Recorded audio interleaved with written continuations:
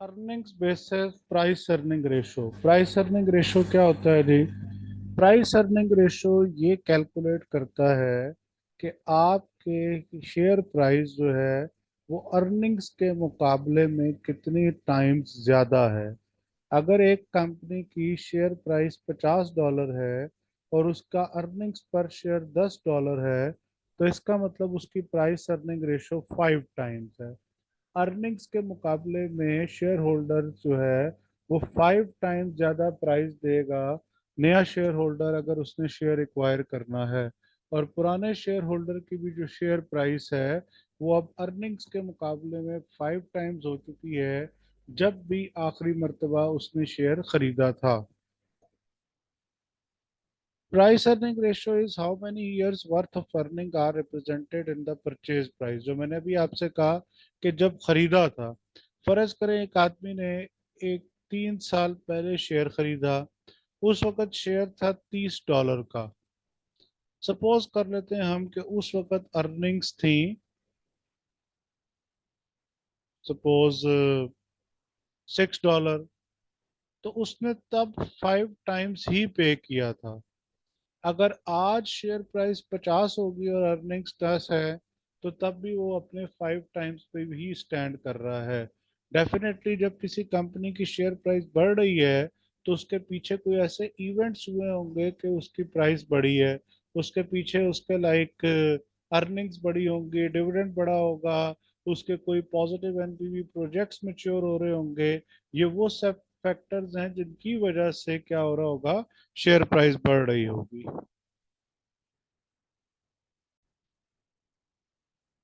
और price earning ratio जो listed company होती हैं, कंपनीज होती हैं जो स्टॉक मार्केट में लिस्टेड कंपनीज हैं, उनकी रेगुलर बेसिस पर कैलकुलेट की जा रही होती है या रेगुलर बेसिस पर पब्लिश की जाती है। पब्लिश का मतलब है तो होता है कि फाइनेंशियल स्टेटमेंट्स जो हर 6 महीने के बाद, जिसको हम कहते हैं बाय एनुअल या हाफ ईयरली, और फिर पूरे एक साल के बाद पब्लिश करते हैं, तो उसमें कंपनी की प्राइस अर्निंग रेशो पब्लिश की जाती है।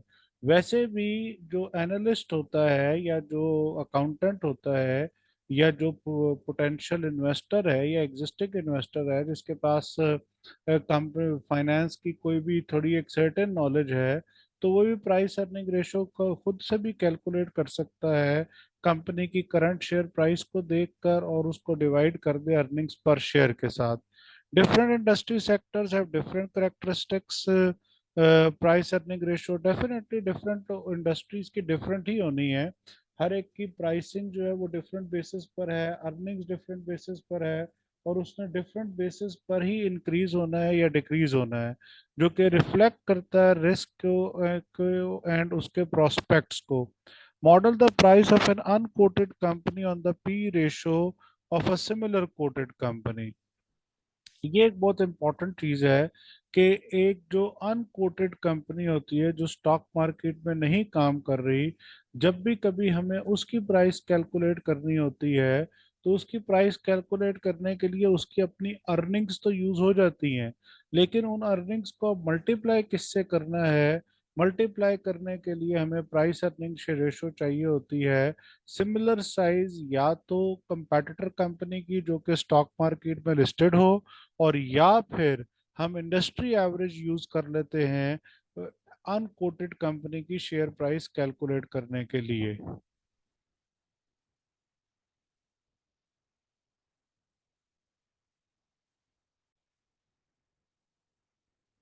A small chain of family run supermarket is to be valued.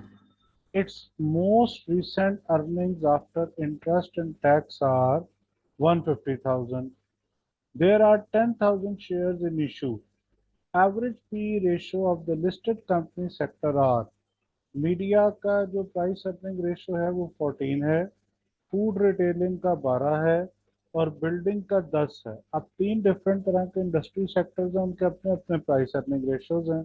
Definitely उनकी अर्निंग्स भी उसी के मुताबिक होंगी, उनकी प्राइसेस भी उसके मुताबिक ही होंगी, उनका रिस्क भी उसके मुताबिक ही है, उनका रिटर्न भी वैसे ही है। सो कभी भी आप डिफरेंट इंडस्ट्री सेक्टर्स को एक दूसरे के साथ कंपेयर नहीं कर सकते। आप किसी एक इंडस्ट्री सेक्टर में डिफरेंट कंपनीज को कंपेयर कर सकते हैं। What is the estimated value per share and total value of the supermarket chain? A chain of family-run supermarket is to be valued. It is most recent earnings after interest and tax are 150,000. There are 10,000 shares. Average price earning ratio of the listed company sector are 14 for media, 12 for food retailing, and 10 for building. The most suitable sector to use in the food retailing sector is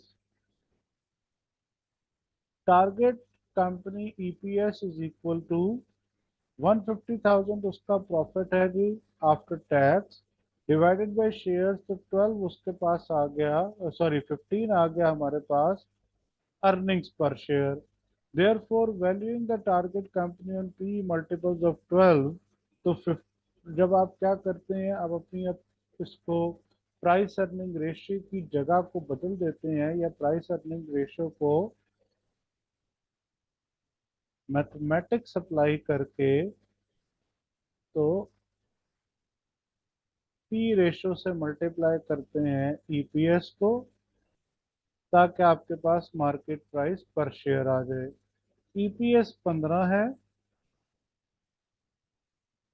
और P ratio 12 है, तो हमारे पास $180 आ गई पर share value. अब total share 10,000 हैं, तो टोटल वैल्यू आ गई $1.8 million।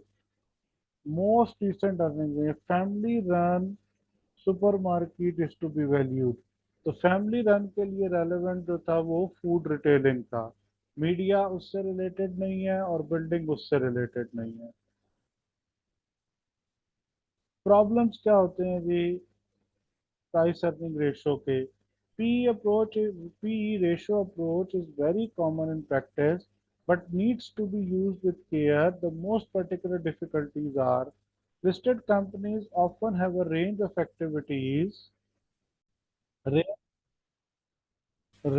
activities, so it is hard to match them to smaller, less diverse companies. ये एक बहुत बड़ा फैक्टर है जो मैंने पीछे भी बार बार एक दो मरतबा लफ्ज यूज किया, सिमिलर साइज।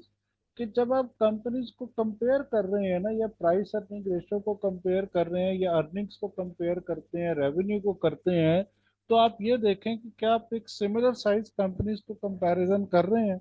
अगर आप सिमिलर साइज कंपनीज को कंपेयर नहीं कर रहे, या आप सिमिलर साइज कंपनीज का कंपैरिजन नहीं कर रहे, तो वो कंपैरिजन ही इनवैलिड हो जाता है और उसका कोई यूज नहीं है। अब सिमिलर साइज कंपनी ढूंढना एक बहुत बड़ा प्रॉब्लम होता है जो कि आमतौर पे नहीं मिलती। अच्छा, फिर एक और प्रॉब्लम ये है कि अगर आप सिमिलर साइज कंपनी ढूंढ लेते हैं, तो फिर दूसरा क्वेश्चन मार्क ये कि क्या वो उसकी अकाउंटिंग पॉलिसीज और हमारी अकाउंटिंग पॉलिसीज, या उसके अकाउंटिंग एस्टिमेट्स और हमारे अकाउंटिंग एस्टिमेट्स सेम है या नहीं है। अगर वो सेम नहीं है, तो फिर वंस अगेन वैल्यूएशन को एक दूसरे के साथ कंपैरिजन करना कितना ज़्यादा वैलिड होगा, ये एक बहुत बड़ा क्वेश्चन मार्क है। For example, most of the large supermarkets also sell clothing, household goods, and financial services. So, how applicable is their P ratio to the smaller specialist family supermarket chain? अब smaller supermarket chain तो grocery बेच रहा होता है आमतौर पे, grocery के अलावा उसके पास कुछ और होता ही नहीं है। एक बड़े सुपर स्टोर के पास तो क्लॉथिंग भी है, शूज भी है, उसके पास हाउस होल्ड गुड्स भी हैं, उसके पास इलेक्ट्रॉनिक्स भी है, वो किसी किस्म की कोई फाइनेंशियल सर्विसेज में भी इन्वॉल्व है, वो बेकरी प्रोडक्ट्स भी बेच रहा होता है, और वो मीन्स और कुछ जो भी रेलेवेंट प्रोडक्ट आती है, वो फार्मास्यूटिकल का भी एक अपना काउंटर ओपन कर लेता है। वो तो अंडर वन रूफ जो जो चीज ऑफर कर सकता है वो करता है। अब उसका मतलब क्या हुआ कि वो अपनी रेवेन्यू को कमाने के लिए बहुत सारे सोर्सेज को यूज कर रहा है, वो गैजेट्स भी बेच रहा है।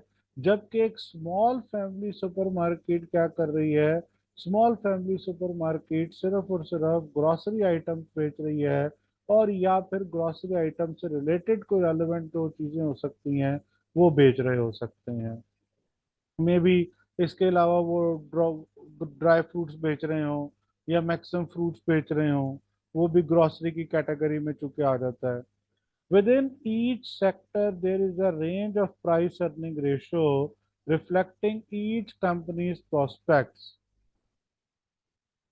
Range of a price earning ratio reflecting each company's prospects, ये बहुत इंपॉर्टेंट है कि प्राइस अर्निंग रेशियो किस रेंज में फॉल कर रही है, उससे ये पता चलेगा कि आपकी कंपनी के क्या प्रोस्पेक्ट्स हैं।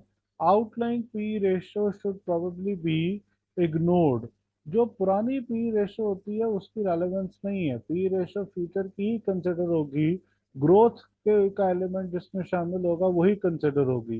जैसे डिविडेंड वही कंसिडर होता है जिसमें ग्रोथ का एलिमेंट शामिल होता है। हम जब आज किसी भी बिजनेस को वैल्यू कर रहे हैं तो उस बिजनेस की एक हिस्टोरिकल प्रॉफिट ग्रोथ परसेंटेज को सामने रख के फ्यूचर को प्रिडिक्ट कर रहे हैं कि मोर और लेस ये इसी परसेंटेज से ग्रो करेगा, जिसकी वजह से इसकी ये सर्टेन वैल्यू या प्राइस होनी चाहिए। फर्दर प्रॉब्लम्स क्या है जी? In addition to unlisted companies are generally less attractive than the listed. वो तो लेस अट्रैक्टिव ही होनी है क्योंकि आपके पास उसकी वैल्यू कैलकुलेट करने का कोई मेथडोलॉजी नहीं है, आप उसकी वैल्यू ही कैलकुलेट नहीं कर सकते हैं।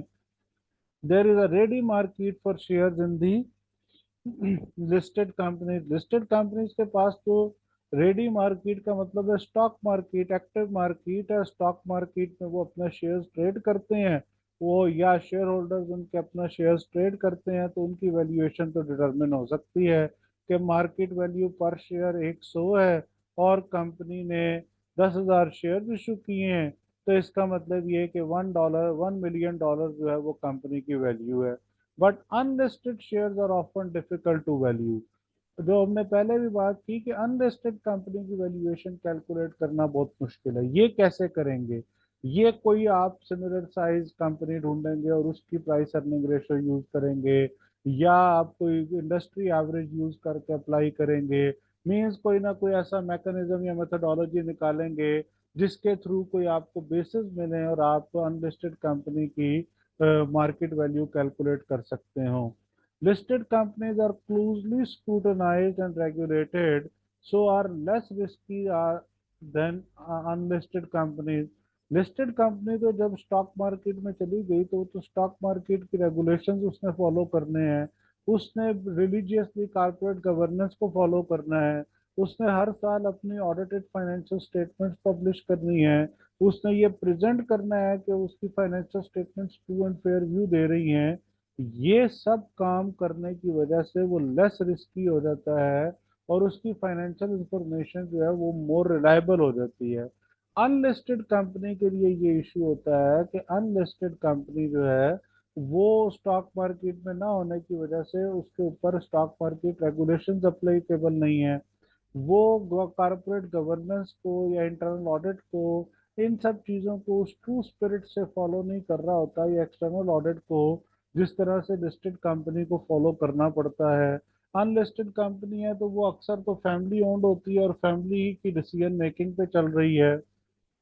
Major investors in the listed company are well diversified. अब मेजर इन्वेस्टर्स होते कौन है? मेजर इन्वेस्टर्स में बैंक हो सकता है, लीजिंग कंपनी हो सकती है, इंश्योरेंस कंपनी हो सकती है, म्यूचुअल फंड्स हो सकते हैं, इन्वेस्टमेंट ट्रस्ट हो सकता है, वेल्दी इंडिविजुअल्स हो सकते हैं, और इसके अलावा शेयर होल्डर्स होते हैं, general share holders. So a required rate of return only for systematic risk. इसलिए इनके लिए तो हमें एक कॉस्ट ऑफ इक्विटी कैलकुलेट करनी पड़ती है शेयर होल्डर्स के लिए, और एक वैक कैलकुलेट करना पड़ता है ओवरऑल ऑर्गेनाइजेशन के लिए कि कितना कॉस्ट ऑफ इक्विटी या शेयर होल्डर्स का required rate of return company को पे करना पड़ेगा। Investors in unlisted company often require return for the total risk, hence share price tend to be lower.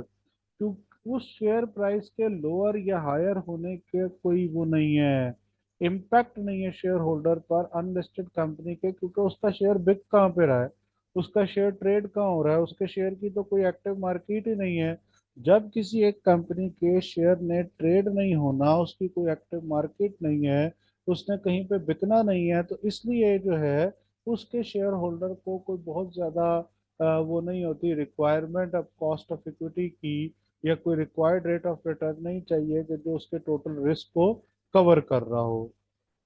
Unlisted companies often depend on the skill of their founder and their general management is weaker. Unlisted companies जैसे मैंने कहा कि ज्यादातर तो ये family owned companies होती हैं या फ्रेंड्स एंड फैमिली कंपनीज होती हैं। तो जो लोग कंपनी को डेवलप करते हैं, अक्सर उन्होंने इन कंपनीज को डेवलप किया होता है एक स्मॉल बिजनेस से डेवलप करके ये उसको लेकर आते हैं बड़े बिजनेस में और एक अनलिस्टेड कंपनी की फॉर्म में लेकर आते हैं। अब इस कंपनी को चला रहा उसका फाउंडर ही होता है, बिजनेस डेवलपमेंट आइडियाज उसी के होते हैं, बिजनेस डेवलपमेंट के लिए एफर्ट भी वही पुट कर रहा होता है। तो ये जो एलिमेंट होता है एंड उनकी जनरल मैनेजमेंट जो है वो वीक होती है। मीन्स ये कि जो बाकी की टीम है या बाकी के जो मैनेजर्स हैं वो इसमें प्रिंसिपली इतने ज़्यादा इन्वॉल्व नहीं होते हैं। द लिस्टेड और अनलिस्टेड एडजस्टमेंट्स अब ये क्या होंगे जी? The relative unattractiveness of the unlisted companies means that for examination purposes that in practice you should normally take a figure around one half or two-thirds of the industry average when valuing an unquoted company. Reduce the price earning ratio being used by 1 by 2 or 2 1 by 3, then the value the company, or reduce the final valuation by 1 by 2 to 1 by 3. For examination purposes, in practice, you should normally take a figure rounded one half or two-thirds of the industry averages when valuing an unquoted company. जब आपने unquoted company को value करना है तो P ratio को आप use करेंगे, reduce कर देंगे यूज बाय 1/2 से या फिर 1/3 से जब आपने value of the company calculate करनी है। इसी तरह आपने रिड्यूस कर देना है फाइनल वैल्यू को जब आपने value of the company reduce करनी है 1/2 के साथ या फिर 1/3 के साथ।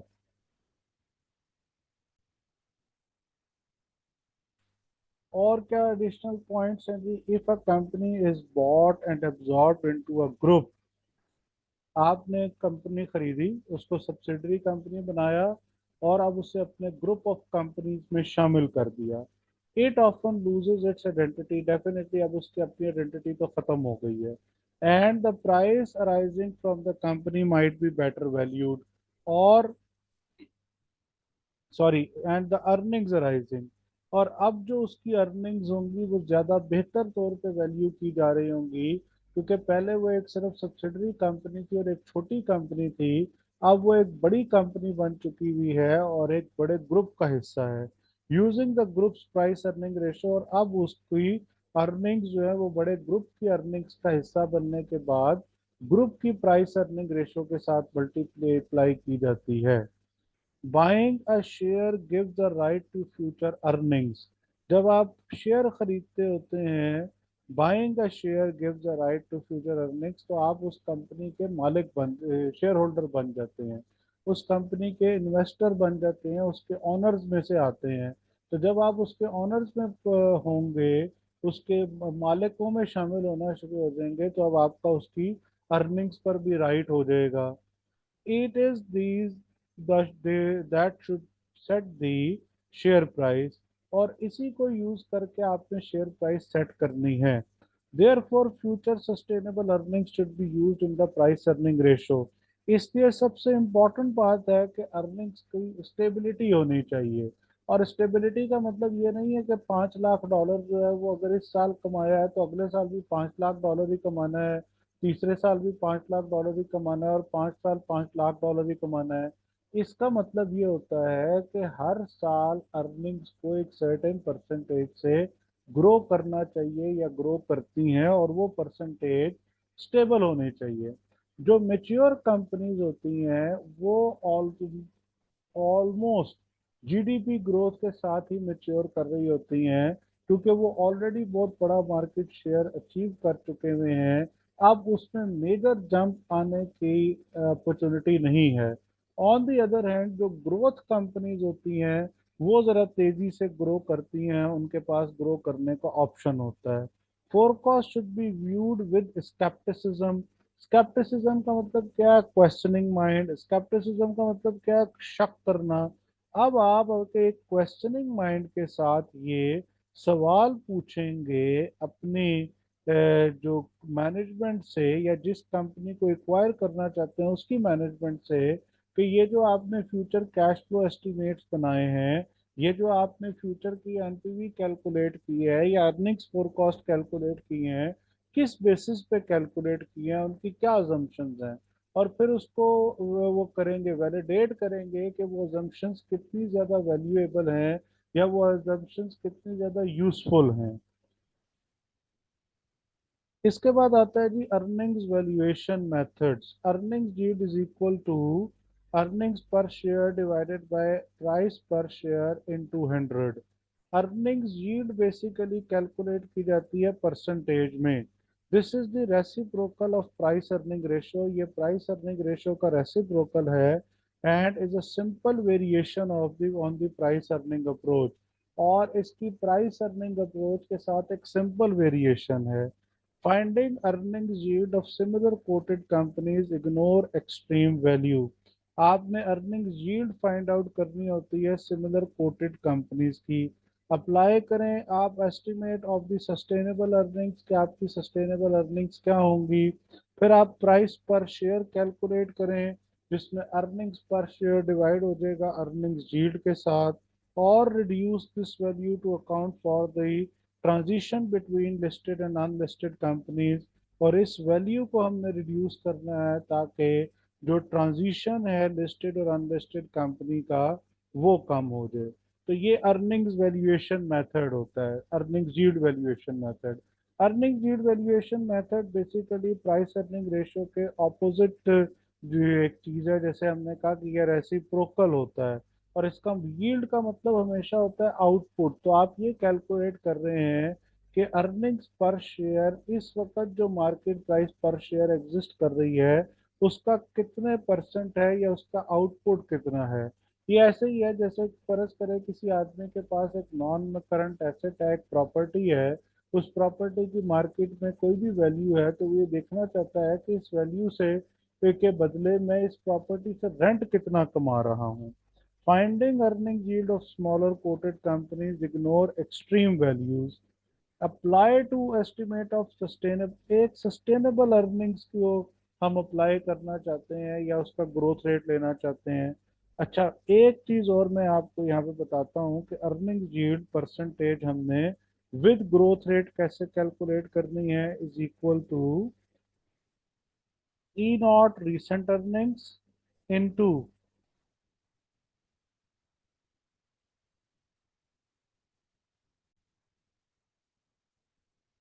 इसको हम ऐसे देखते हैं जी कि शेयर प्राइस अगर आपने फाइंड आउट करनी हो अर्निंग यील्ड मेथड से तो आप क्या करेंगे? रिसेंट अर्निंग्स लेंगे into 1 plus growth rate divided bye earnings yield percentage, अब डिनोमिनेटर में आ जाएगी, माइनस ग्रोथ रेट। ये फार्मूला बिल्कुल ऐसे ही है जैसे आप यूज करते हैं फार्मूला डिविडेंड वैल्यूएशन मॉडल का। उसमें आप कहते हैं कि recent dividend into 1 plus growth rate divided by cost of equity minus growth rate. यहाँ पे रीसेंट डिविडेंड की जगह पे आ जाएगा रीसेंट अर्निंग्स, और ग्रोथ रेट भी अर्निंग्स का ही लेना है। आम तौर पे अगर इस तरह का सवाल एग्जामिनर देता है तो अर्निंग्स और डिविडेंड दोनों के ग्रोथ रेट वो प्रोवाइड कर देता है। तो आपने अपने आप को कंफ्यूज नहीं कर देना डिविडेंड ग्रोथ रेट देखकर। जब आप अर्निंग्स की बात कर रहे हैं तो आपने अर्निंग्स ग्रोथ रेट ही लेना है, और valuation of the company calculate की जा सकती है। इस फार्मूले की तो एप्लीकेशन बहुत आसान है कि हमने इसको रेसिप्रोकेट कर देना है, प्राइस पर शेयर को लेफ्ट हैंड साइड पर लाएंगे और ईपीएस को मल्टीप्लाई कर दिया अर्निंग यील्ड परसेंटेज से, तो पर शेयर प्राइस आ गई। लेकिन ये कि अगर, सॉरी, इसको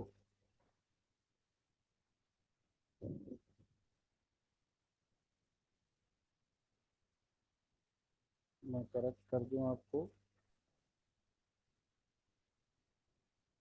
डिवाइड कर दूं अर्निंग यील्ड परसेंटेज को, तो हमारे पास क्या आ गया, प्राइस पर शेयर आ गई। लेकिन इसमें क्या चीज शामिल नहीं है, ग्रोथ शामिल नहीं है। जब ग्रोथ आएगी तो E naught EPS, recent EPS into 1 plus growth rate divided by earning yield minus growth rate, means इसी फार्मूले में न्यूमरेटर में ऊपर ईपीएस के साथ ऐड हो जाएगा 1 प्लस ग्रोथ रेट, और डिनोमिनेटर में अर्निंग यील्ड से माइनस हो जाएगा ग्रोथ रेट। इसी तरह हम प्राइस अर्निंग रेशो में भी एक चीज देखते हैं कि अगर किसी किस्म की भी ग्रोथ रेट आ जाए तो ग्रोथ रेट को आपने कैसे इनकारपोरेट करना है। ये आपने price earning ratio into EPS करके मार्केट प्राइस को कैलकुलेट कर ली है। लेकिन अगर कभी ग्रोथ रेट आएगी तो market price per share is equal to EPS recent earning into 1 plus earnings growth rate, question जो भी बताएगा, इंटू पी रेशो करेंगे तो हमारे पास शेयर प्राइस आएगी। तो अब एक शेयर प्राइस कैलकुलेट करने का तरीका आ गया पी रेशो में, जो कि विदाउट ग्रोथ रेट है, और दूसरा तरीका आ गया विद ग्रोथ रेट। इसी तरह अर्निंग यील्ड में एक मेथड आपने कर लिया जो कि विदाउट ग्रोथ रेट है, और दूसरा मेथड आपने कर लिया जो विद ग्रोथ रेट है। तो ये हमारे पास जी यहाँ पर कंक्लूड होता है अर्निंग्स मेथड या प्राइस अर्निंग रेशो और अर्निंग यील्ड मेथड, जो कि हमें हेल्प करता है शेयर प्राइस कैलकुलेट करने में। ये बात याद रखें कि ये सबसे ज़्यादा रिलायबल मेथड है, और इससे जो वैल्यू कैलकुलेट होती है वो सबसे ज़्यादा है, जो कि बायर प्रेफर नहीं करता लेकिन सेलर चाहता है कि मेरी कंपनी इसी प्राइस पर बिकनी चाहिए।